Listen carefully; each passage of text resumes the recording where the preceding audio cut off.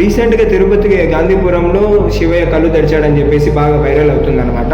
So ఇది ఏంటంటే చాలామంది వచ్చేసి ప్రకృతి వైపర్యాలు అంటున్నారు, కొంతమంది ఇంకా అలాగే ప్రజలు వచ్చేసి మాకు దర్శనమైనకే ఆయన కళ్ళు తెరిచారని చెప్పేసి అంటున్నారు. అలాగే పూజారులే కొంతమంది పెట్టారని చెప్పేసి అలా కూడా అంటున్నారు. సో ఈ వీడియో నైట్కి అయితే చాలా వైరల్ అయిపోయింది. మొత్తం అనేది ఫుల్గా రష్ అయితే అయిపోయారనమాట. చూసుకోవచ్చు మీరు వీడియోలో, చాలా అంటే చాలా రష్ అయిపోయినారు. దాని తర్వాత మీరు వచ్చేసి మీ అభిప్రాయం ఎలా ఉందో ఈ వీడియో కింద కామెంట్ అయితే చెప్పండి.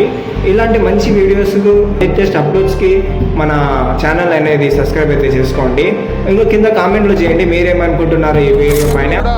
తెరిచారు అంటూ భక్తులు పెద్ద ఎత్తున ఇక్కడికి వచ్చి దర్శనార్థం వేచి ఉన్నారు. మనం చూడొచ్చు బయటంతా కూడా పెద్ద ఎత్తున భక్తులంతా కూడా గుమ్మికూడి ఉన్నారు.